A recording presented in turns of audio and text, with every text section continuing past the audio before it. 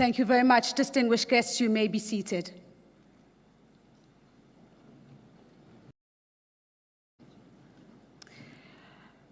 Your Excellencies, heads of state and government, honorable ministers, distinguished delegates, leaders from industry, finance, academia, and international organizations, ladies and gentlemen, good morning. My name is Nozipho Shabalala, and it is my singular privilege to serve you as your moderator today.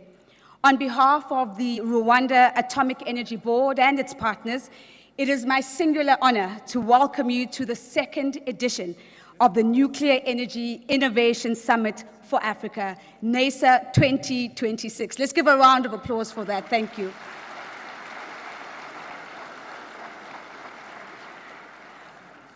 Distinguished guests, we all know that this summit convenes at a defining moment for the African continent. No one in this room needs reminding that our economies are growing, industries are expanding, cities are urbanizing, and digital transformation is accelerating. And yet, one stubborn challenge continues to sit at the very center of Africa's development ambition, and that is energy.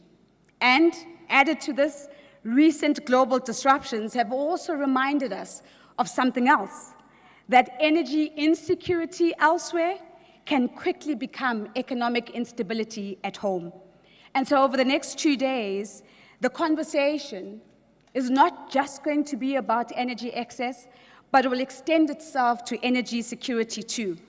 And most importantly, NESA 2026 recognizes that the future of nuclear energy in Africa will not be built by governments alone. It will demand partnerships. It will demand regional cooperation, and it will demand innovative financing. And so today's opening ceremony sets the tone for that journey and sets the tone for every conversation that is to follow from here on. And we begin by reflecting on a simple but urgent question. Why nuclear? And why now? Ladies and gentlemen, please direct your attention to the screen. Africa is not waiting. Across this continent, a new generation is building. Factories, data centers, hospitals, refineries, cities the size of nations. This is the largest industrial transformation of our century. But ambition runs on power. And industry, real industry, cannot run on what flickers. Heavy industry needs heat that does not pause. Hospitals need power that does not blink. An economy of 3 billion people by 2050 needs a base load it can trust. Africa needs more. Africa needs firm, clean, abundant energy at the scale of its ambition.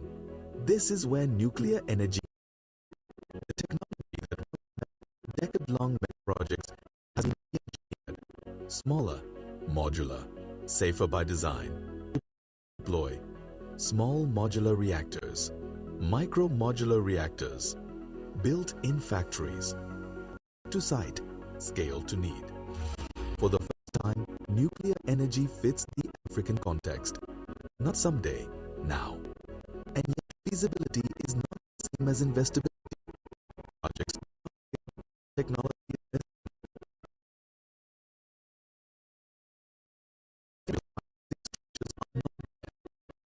risk is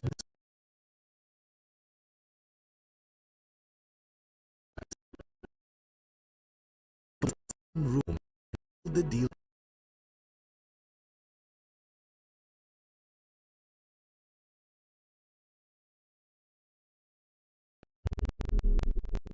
That is what's changed. Heads of state and ministers, your leadership sets the direction. Regulators builds the trust, utility, industry demand, and the case.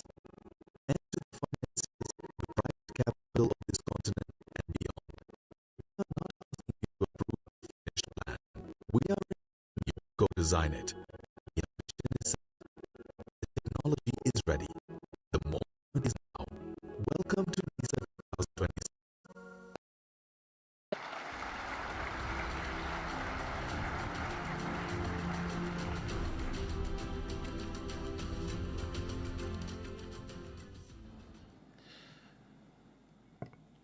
Thank you. Your Excellency Paul Kagame, President of the Republic of Rwanda. Excellency For Esozimna Yasinbe, President of the Republic of Togo. Excellency Samia Suluhu Hassan, President of the United Republic of Tanzania. Rafael Mariano Grossi, Director General of the International Atomic Energy Agency. Honorable Ministers, Excellencies, Ambassadors, distinguished representatives of the international organizations, investors, industry leaders, researchers and partners, dear young people from across Africa, ladies and gentlemen. Many of you have traveled a long way, and we are very happy to welcome you in Kigali.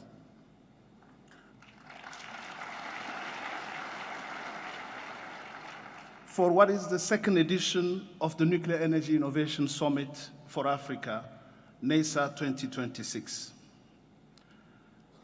Allow me first to express my deep gratitude to His Excellency President Kagame for his leadership and his unwavering commitment to Africa's technological and energy transformation.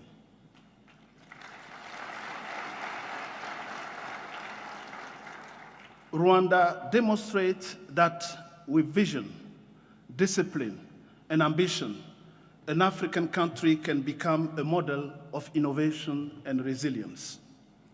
Excellencies, ladies and gentlemen, if you really want to see President Kagame's vision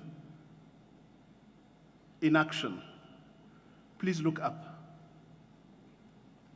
I don't know if you're seeing this. Even the chandelier looks like an atom. I don't know if that's...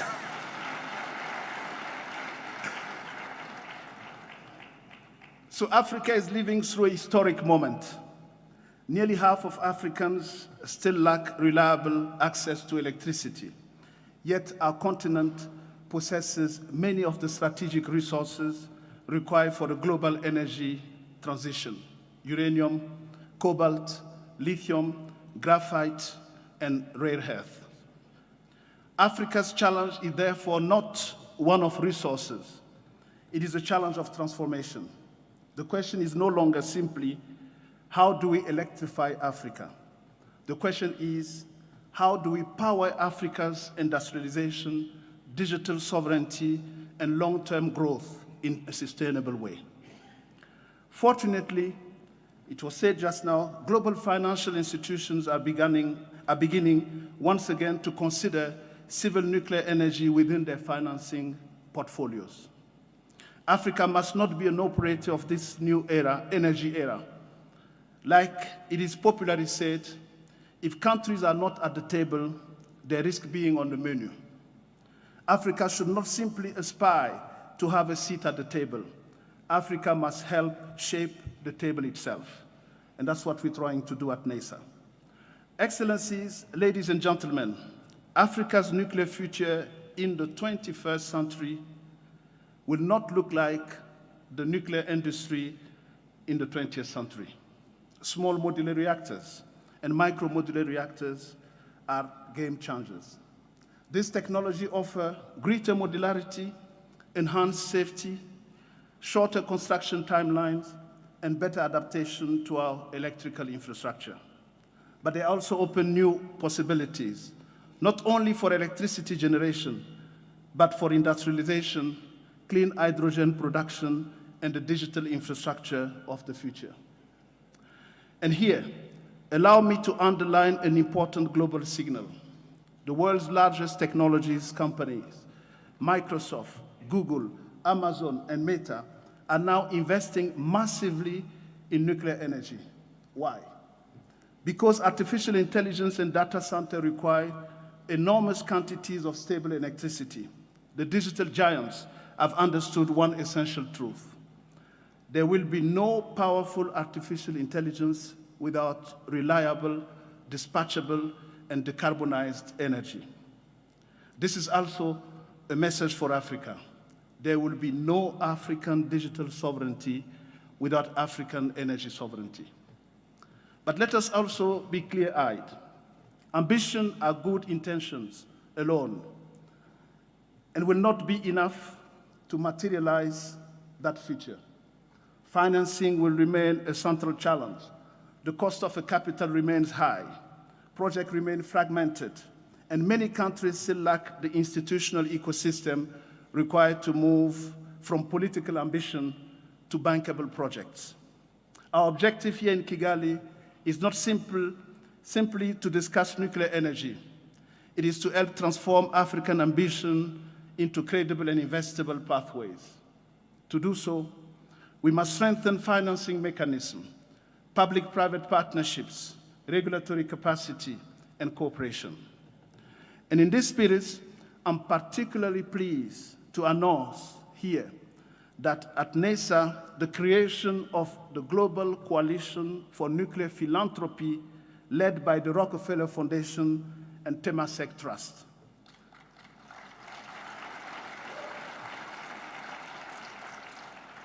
They are joined by other nuclear philanthropists and partners committed to mobilizing capital in support of safe, secure, and equitable nuclear energy deployment worldwide.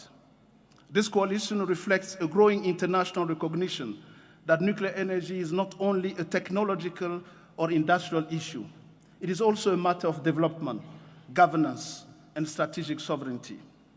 Importantly, this coalition recognizes that Africa must not be treated as a peripheral actor in the future of nuclear energy. Africa must be part of shaping that future from the very beginning. Above all, however, Africa's nuclear future will depend on African talent, and that is key. Human capital is our first strategic infrastructure. Before reactors come engineers. Before deployment comes training, and before sovereignty comes knowledge. That is why initiatives such as NESA Next Gen, Women in Nuclear, Youth in Nuclear, and university partnership are so important. And to the young African present in this room, let me say this. You're not simply the next generation. You're already the generation that will shape Africa's energy future. Excellencies, ladies and gentlemen, NESA will not ultimately be judged by speeches or panels. It will be judged by the partnership created, the project launched, the investment mobilized, and the concrete decision that emerged from Kigali. Energy lies at the heart of sovereignty, and sovereignty lies at the heart of Africa's future. Financing remains a challenge, but with sustainable financing models, strong international partnerships, build-out of institutional capacity, and technology such as SMRs, Africa will be able to move forward. The truth is simple. Without nuclear energy as part of the solution, sustainable large-scale energy abundance and sovereignty will remain out of reach. We have a long road ahead, but Africa is ready to embrace this challenge. Welcome to NESA 2026, and let us get to work. Thank you.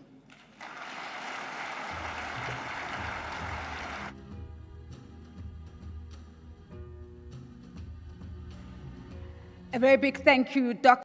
for that reminder that without energy sovereignty, digital sovereignty, development sovereignty, economic sovereignty, and all forms of sovereignty remain out of reach, and that the real test is the partnerships, is the projects, and it's the finance that will be mobilized, that against which we will judge the success of this summit. Ladies and gentlemen, our next speaker has been one of the leading voices on the role of nuclear energy in sustainable development, in energy security, and in international cooperation. Please help me welcome with a warm round of applause, Mr. Rafael Mariano Grossi, the Director General of the International Atomic Energy Agency.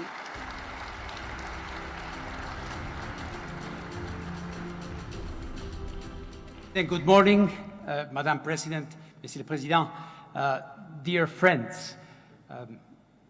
1 year ago, more or less, we were here, we came for the first time for this conference organized by my good friend Lassina Serbo, with this idea of bringing together policymakers, but also companies, institutions across Africa and also from other parts of the world for what has been discussed. You saw this very nice video and in Lassina's words also a good description of what is going on in the world. So I think we are very clear in that at the present international juncture, the issue of energy and energy security and how to facilitate and guarantee for every nation, and in particular in this continent, has become central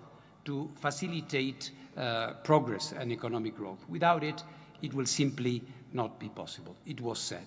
The statistics are there. We know the needs, we know the pace and the projected electrification growth in Africa, which is impressive. We also know the gaps that still exist in the continent, with roughly 500 million Africans still without the benefits of energy and electrical power.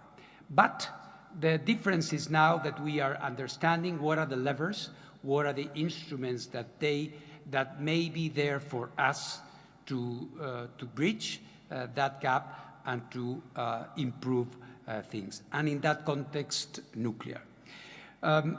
From the perspective of the International Atomic Energy Agency, which is this organization of ours, the expression of the multilateralism, global multilateralism that exists since 1957. From the perspective of this organization, the issue is not so much to explain, not so much to advocate, but to really establish the connectors that will facilitate implementation of things, real things. How do we move from understanding that we have a technology, that there are certain gaps, and that this is also possible in Africa?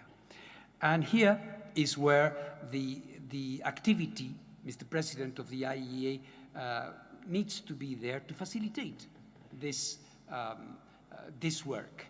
And how do we do this? Of course, there is a normative perspective which is important. We have the treaties, we have the conventions, we have the meetings where we set the stage for what needs to be done. But most importantly, I think, is to be here, as we are in every different member state in Africa, facilitating this. One very important thing is how we build capacity. You were saying just now that before sovereignty comes knowledge. Knowledge is key. And for us to be able, and for you to be able to host nuclear power plants, big or small, we need to capacitate, we need to train, we need to unleash the force of African talent, which is there, but needs to be reinforced. And this is why the IAEA has been helping in all of these training, capacity building programs, education programs that are bringing this capacity here, which is indispensable. Because even in a world where technology has evolved, and now nuclear through small modular reactors can be seen as something that is achievable, that is easier than these big projects that used to define nuclear energy all over the world. We need the capacity to understand, the capacity to handle, and also to produce. It is very important to see that also here in Africa, there are companies, there are startups, there are people who are already working on innovative designs that could be applicable here in Africa and in the rest of the world. So this is one area where we are hand in hand working with you to try to help on that. Obviously, any good idea and in particular when it comes to energy needs financing. It was described before. And for many, many years, one very, very thick wall, but one very, very distinct red line that separated many developing countries, but in particular here in Africa, from the benefits of nuclear energy was finance. And this has been a problem that has been plaguing nuclear energy development in many parts of the world. Last year, a page was turned when, after consultations with the World Bank, and I want to give a shout out to the president of the World Bank, Ajay Banga, who believed in that change could be possible. We were able to sign a historic agreement, the IAEA and the World Bank, whereby now it is possible that the doors of international finance institutions open up for nuclear as well. It is very simple, but it was not happening. When countries came to multilateral banks, development banks, finance institutions, in many cases, believe it or not, there was a prohibition. Nuclear was not to be financed. And so that was making this gap even bigger and wider and unfairer, if I can say it. But this has changed. And of course, as always, when the World Bank Group takes a direction, then the tone and the melody has changed. And very, very quickly, a number of other institutions, starting with the Asian Development Bank, we signed an agreement in Manila in December, the Latin American Development Bank, and now, of course, I can tell you that we are in a very advanced stage of conversations with the African Development Bank. So we can also bring the possibilities of financing to Africa. The Islamic Development Bank, we do have agreements with them. So all these possibilities are there. And what this does is the very important psychological and also economical barrier of de-risking achievable. So when we can have projects that are, the magic word, bankable, then things become possible. Then an SMR becomes something that is a real possibility. So this is the other big chapter I wanted to highlight for you, Mr. President, Madam President. The finance is there. And what is happening, just to explain what these agreements are for, is that when one of our countries, your countries, will be coming to the African Development Bank or to the World Bank proper with an idea of a certain project, then the World Bank will have a partner in the IAEA to turn to make sure that the normative, the safety, the security, the non-proliferation package is there to bring this confidence, which is indispensable. So this is why we are so happy that we are also turning this page. The existence of important and strong regulators is, again, an area, and I want to congratulate Rwanda, because the Rwanda Atomic Energy Board is there, and the Rwandan Nuclear Authority is there, and they are providing this regulatory capacity, which is indispensable.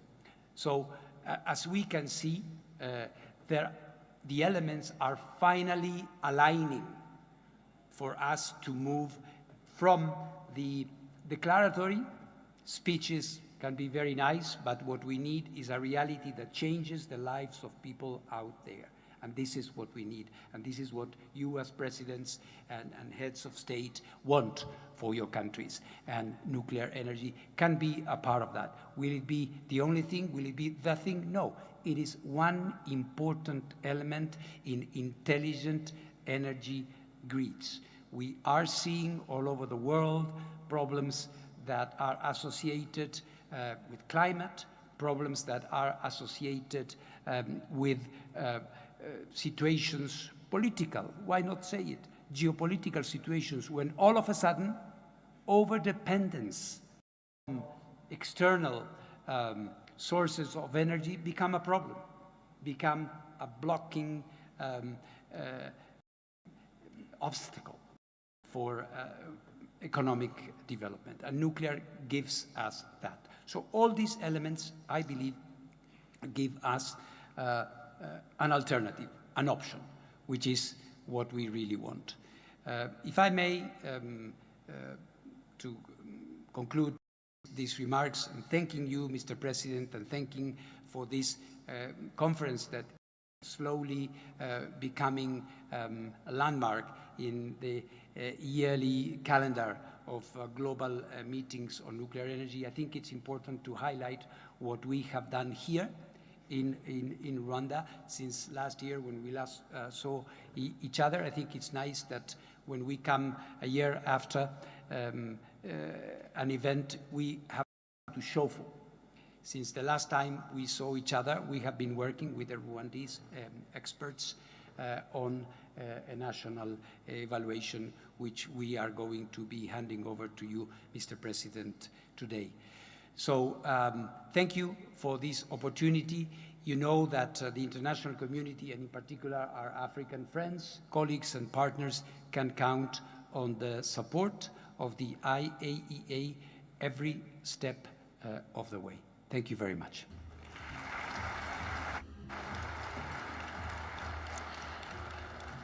Ladies and gentlemen, what we have now is Mr. Rafael Grossi is going to be handing over a report to His Excellency Paul Kagame. And of course, this is the IAEA Phase 1 Integrated Nuclear Infrastructure Report. And the significance of this is quite important, ladies and gentlemen. The successful completion of the Phase 1 review is an important milestone for Rwanda's long-term energy and development agenda, and a strong signal as we talk about signals of the country's continued focus on innovation and sustainability. More importantly, Rwanda is now moving on to Phase 2 activities, including discussions with vendors and partners. That's a big round of applause. Thank you, Mr. President.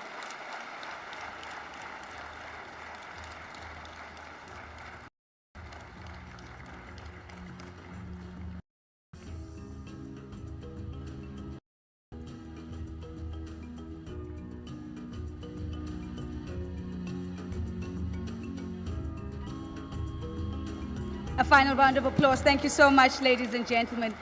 Thank you very much, Mr. Grossi. And there you have it, ladies and gentlemen, in the moment, a direct expression that, yes, indeed, we have moved beyond explanations. We have moved beyond advocacy. It is about action, and it is about bridging ambition with these levers that we identify in the next 2 days that get us to that action. Now, as African nations explore the next generation of energy systems, of leadership and strategic foresight, all of these remain incredibly essential. And so our next speaker speaks to all of these themes and more. It's my absolute privilege to welcome Her Excellency Samia Suluhu Hassan, the President of the United Republic of Tanzania.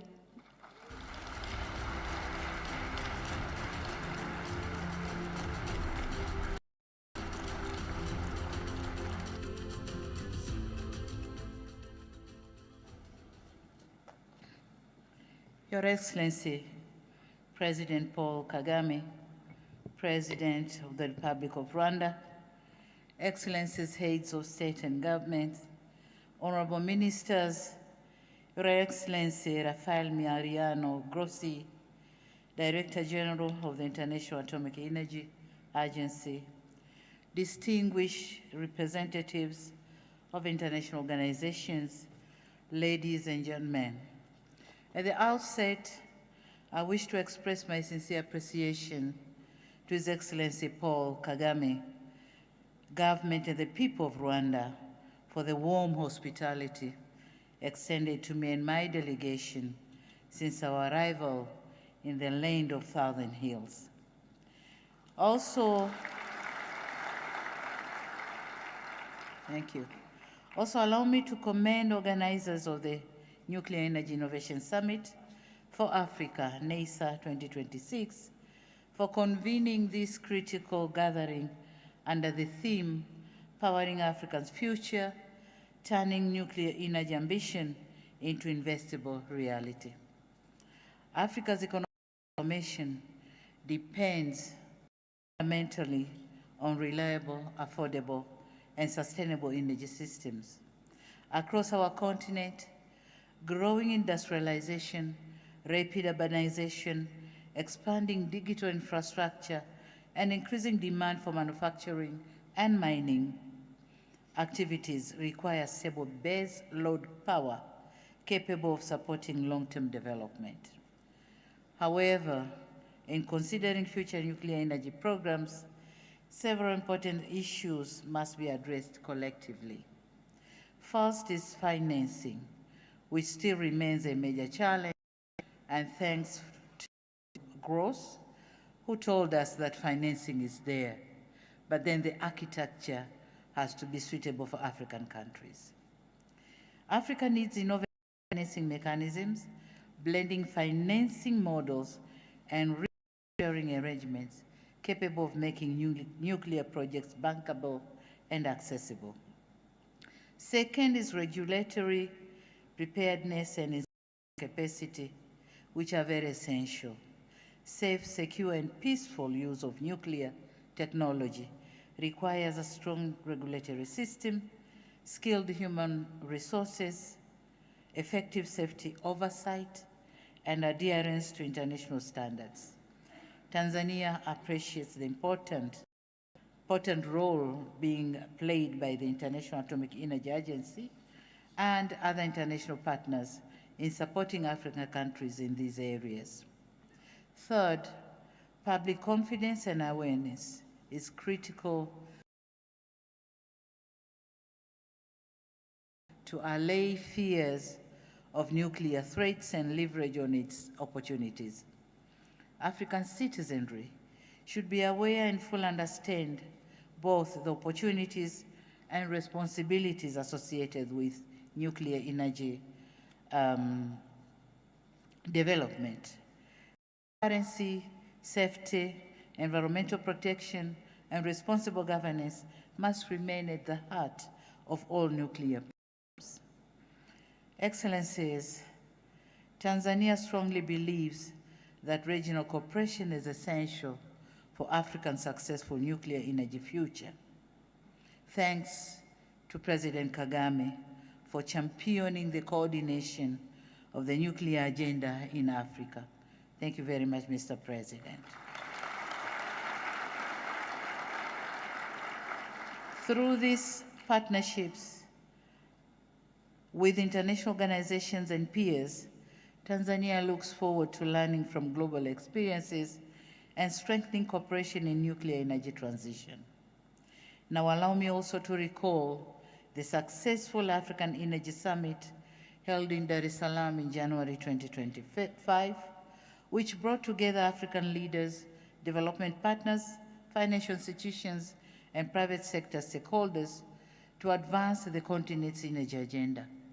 The summit adopted the Dar es Salaam Energy Declaration, which reaffirmed African collective commitment to accelerate access to reliable, affordable, and sustainable energy as a foundation for economic transformation and industrial development.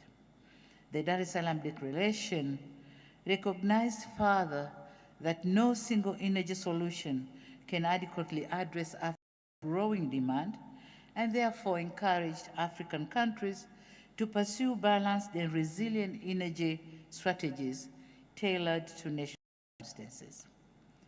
This discussion here in Kigali seamlessly complements the commitments made in Dar es Salaam by focusing on how emerging nuclear technology can contribute to Africa's broader transition and long-term energy security. Nuclear energy should not be used as competing with renewable energy, but rather as a competing broader effort to build the resilient, sustainable, and reliable energy system capable of supporting industrial transformation across our continent. Needless to say, that this platform provides an important opportunity for Africa to move from ambition to implementation. We must continue working together to create an enabling environment that supports investment, strengthening institutions, and build the technical capacity necessary for long-term energy transformation. Excellencies, talking again of my country, in Tanzania, electricity demand continues to grow in line with the national development priorities under the country's Development Vision 2050. Our installed electricity generation capacity today exceeds 4,500 megawatts, while national demand is projected 8,000 megawatts by 2030, 20,000 megawatts by 2050. And it is in this context that Tanzania is advancing nuclear energy of our long-term strategy to diversify our energy mix and support sustainable economic growth. To this effort, we have developed an ambitious national roadmap for nuclear power development to support additional 1,000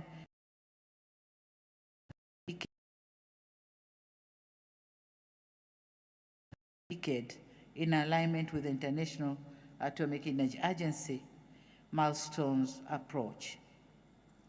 We also formulated the National Nuclear Energy Implementation Organization, or we call it NAPIO, to oversee the preparation and implementation of nuclear power program as required by IAEA. And so, in furtherance of the energy generation systems, we are particularly interested in understanding the opportunities presented by emerging technologies such as small modular reactors and micromodular reactors, which are increasingly being considered globally as scalable, flexible, and potentially suitable solutions for developing countries.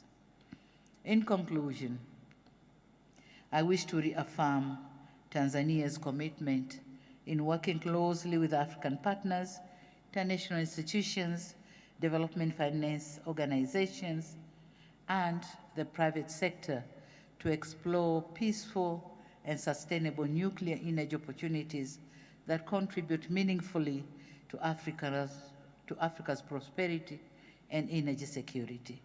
Thank you very much. Asanteni sana.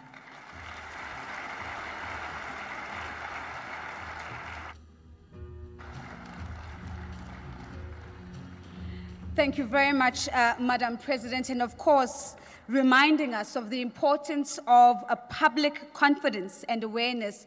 And that, of course, sets us up beautifully for one of the conversations that we'll be having in the afternoon, which really looks at public trust and the public trust dialogues that are going to be hosted as part of NESA 2026.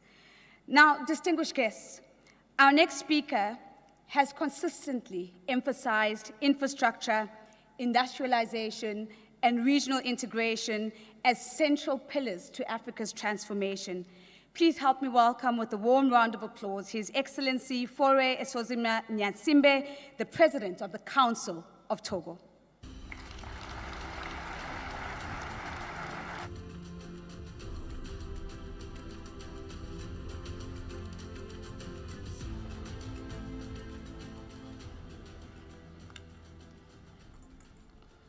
Excellences, Monsieur Paul Kagame, Président de la République du Rwanda, hôte de ce sommet.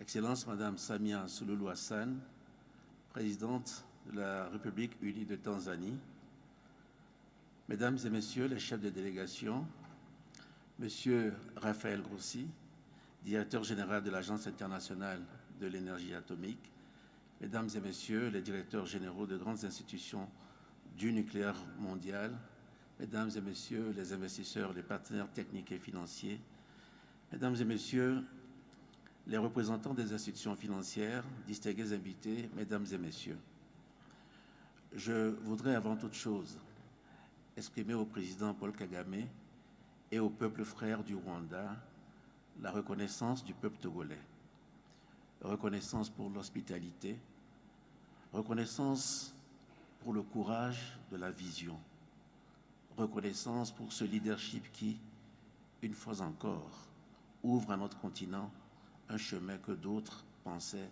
impraticable.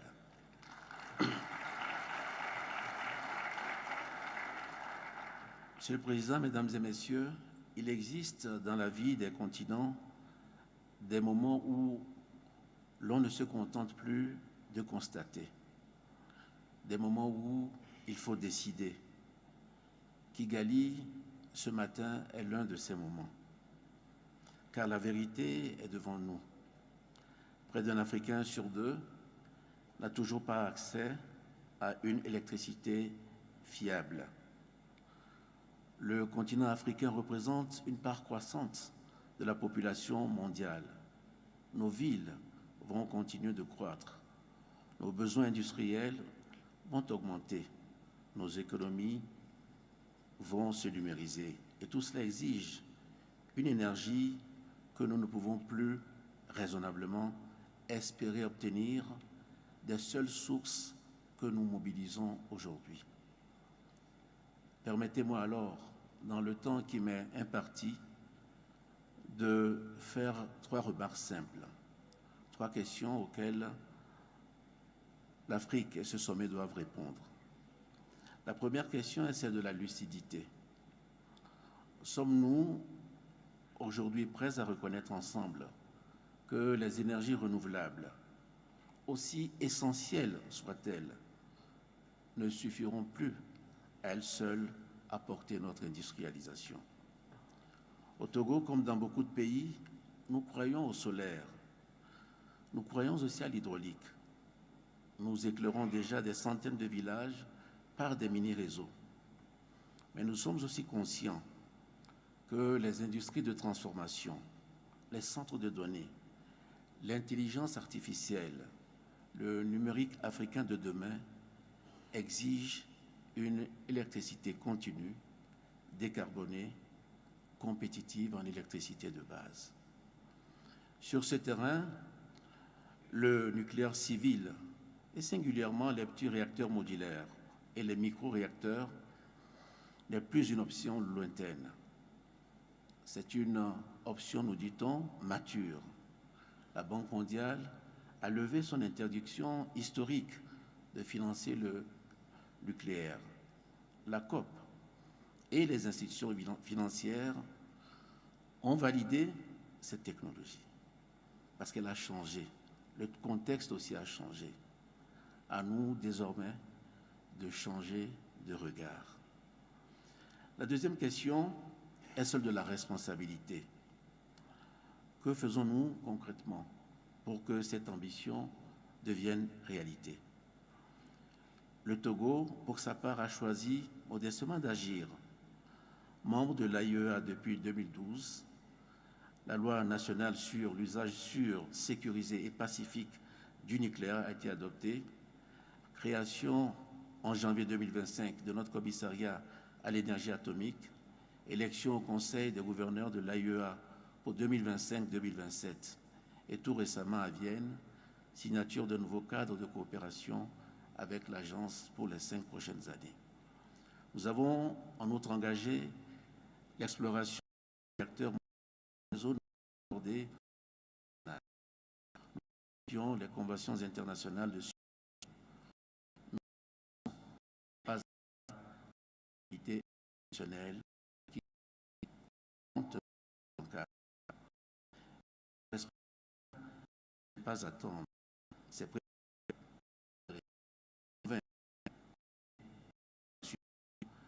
garantir la relation nucléaire africaine sous le signe sur banque de développement, les fonds souverains, les investisseurs privés. Sans ce cadre, l'ambition risque de rester lettre morte. Et puis surtout, former massivement scientifiques, ingénieurs, techniciens, régulateurs, juristes. Notre jeunesse, et particulièrement nos jeunes filles, doit être au cœur de cette aventure. Le nucléaire africain ne sera pas un nucléaire importé. Il sera un nucléaire pensé, opéré et gouverné par les Africains au service des Africains. Monsieur le Président, Excellences, Mesdames et Messieurs, l'Afrique ne demande pas qu'on lui fasse l'aumône d'une technologie. L'Afrique propose plutôt un partenariat. L'Afrique propose un marché. L'Afrique propose une vision adulte de sa propre énergie. Nous disposons des ressources. Nous disposons de l'uranium. Nous avons la demande. Nous avons aussi la volonté politique. Ce qui nous manque encore, ce sont les instruments financiers à la hauteur de notre ambition et un récit international qui cesse de considérer le nucléaire africain comme un horizon improbable ou même impossible, pour reconnaître ce qu'il est en train de devenir, c'est-à-dire un horizon possible, probable et pourquoi pas imminent. Faisons donc de NESA 2026 le sommet où l'Afrique a cessé de débattre du si pour s'organiser autour du comment et du quand, le sommet du basculement entre les intentions et les investissements. Mon pays y prendra toute sa part, avec rigueur, avec humilité, dans le respect des standards les plus élevés de sûreté, de sécurité et de non-prolifération, et en panafricain convaincu. Je vous remercie de votre aimable attention.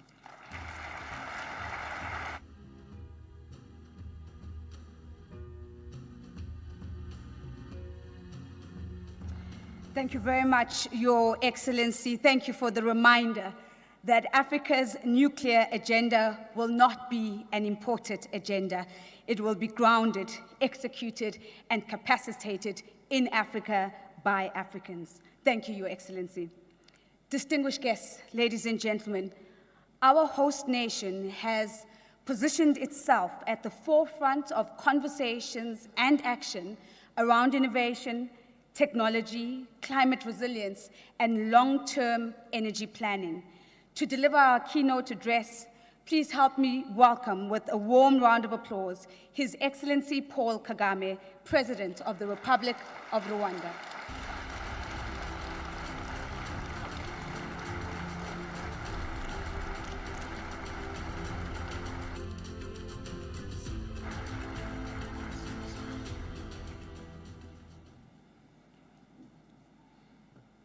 Excellency, for Sozma Nyasimbe, President of the Republic of Togo, Excellency Samia Suluhu Hassan, President of the United Republic of Tanzania, Excellency, my friend Mahmoud Issouf, former President of the Republic of Niger, former Chair of the African Union Commission, my friend Musa Faki, Rafael Grossi, Director General of the International Atomic Energy Agency, distinguished ladies and gentlemen. Let me begin by welcoming you all to Kigali and thank the leaders here present for honoring our invitation and all the work they do for the importance of this topic we are discussing today. In fact, a number of other leaders had intended to be with us, but they couldn't make it. Either they were here last week or they are in some other places attending to some important assignments. I also thank them. From the outset, NISA was designed to bring together leaders, experts, and partners to advance Africa's nuclear energy goals. The strong participation here today reflects a growing consensus that the future of our economies depends on how quickly we solve the energy challenge. Rwanda is pleased to have successfully completed the IAEA's Phase 1 Integrated Nuclear Infrastructure Review. We intend to have nuclear energy operational by the early 2030s. And this assessment confirms that we are on track. For Africa, energy is not simply a development issue. It is the foundation of industrial growth and competitiveness. Modern manufacturing, mineral processing, digital infrastructure, and advanced healthcare all depend on reliable power. The rapid expansion of artificial intelligence and the data-driven industries will also significantly increase energy consumption. Countries that cannot meet this demand will struggle to compete. This is why Rwanda considers nuclear energy a critical component of Africa's long-term transformation. As more countries move in this direction, international reviews and regulatory processes should not become barriers, but instead offer the necessary support. For Rwanda, small modular reactors represent the most practical way forward. They are better suited to the realities of most African countries because they can be deployed gradually and integrated into smaller grids at a lower cost. Renewable energy will remain indispensable, particularly solar and hydro, where Africa has enormous potential. But our economies cannot function efficiently on intermittent supply alone. At the center of this endeavor is the question of investment. Too often, investors hesitate because they perceive many risks in Africa. We must work to strengthen regulation, ensure consistency and accountability in order to build confidence and attract long-term capital. The international financing environment is also evolving. Nuclear energy is increasingly recognized as part of the clean energy transition, and that creates new opportunities. What Africa cannot afford is fragmentation. If countries work in isolation, progress will be slow and far more costly.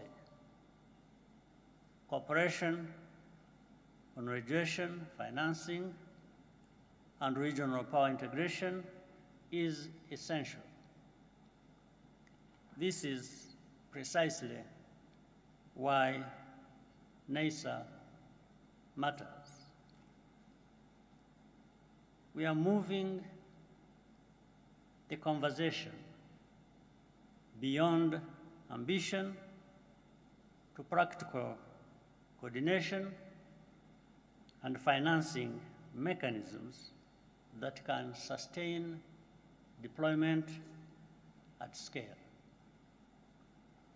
Rwanda will remain and will continue supporting these efforts because this is larger than any one country.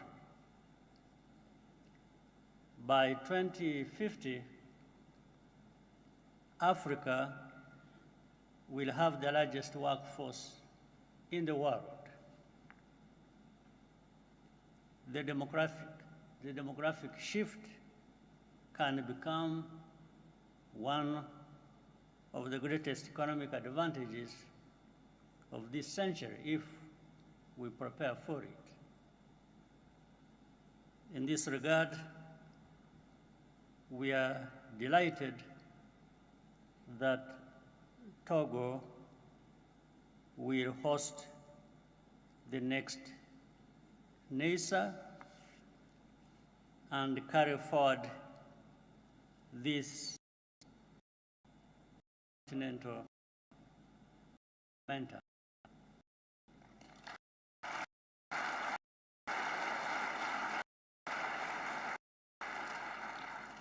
I also once again wish to thank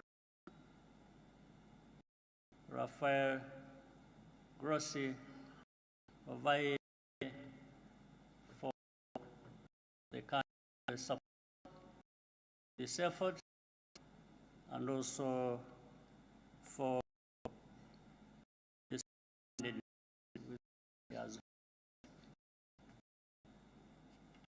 matters to our continent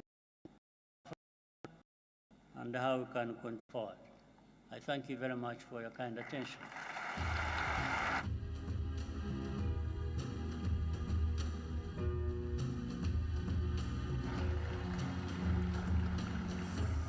Thank you, Your Excellency. Another round of applause, ladies and gentlemen. Your Excellency, thank you for a clear and forward-looking message, and of course, for highlighting the continued momentum as NESA 2027 makes its way to Togo. Ladies and gentlemen, we will now rise to allow their Excellencies, the heads of state, to depart, after which we will resume our program. If you would kindly please join me in rising in a final round of applause as they make their way out of the hall. Thank you very much.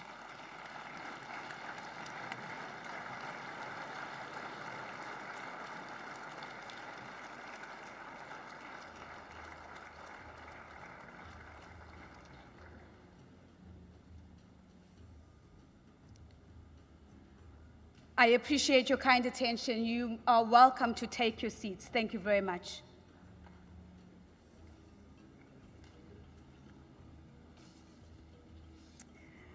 Distinguished guests, we are now ready for our very first panel of NESA 2026, and this panel is focused on the question of global leadership perspectives on financing Africa's nuclear energy future.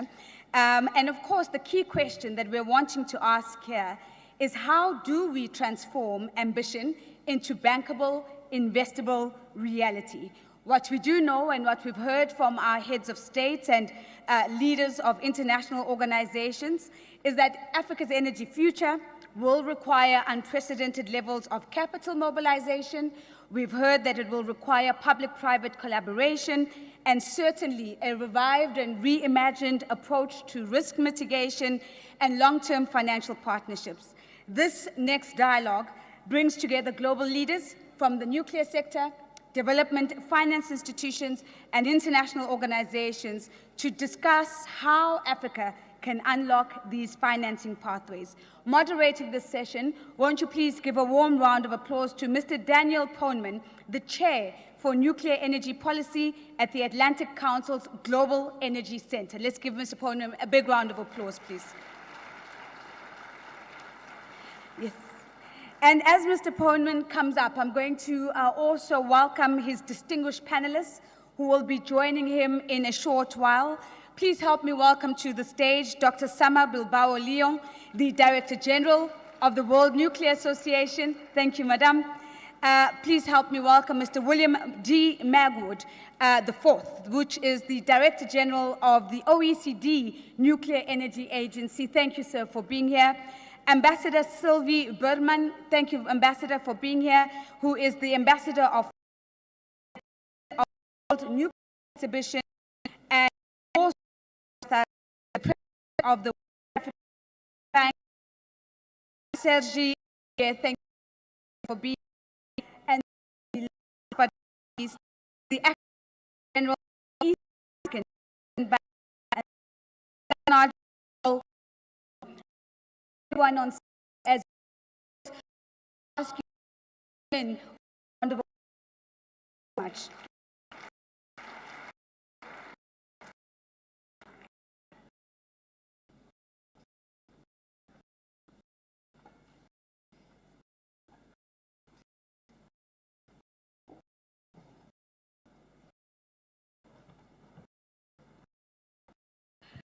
To medical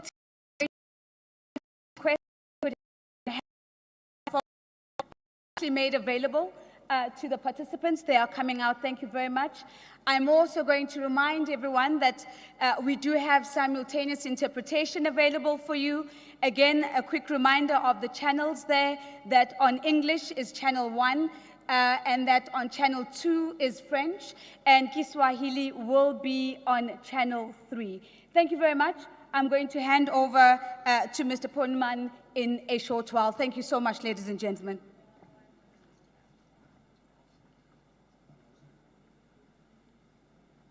Well, good morning, everyone. Try that again. Good morning, everyone.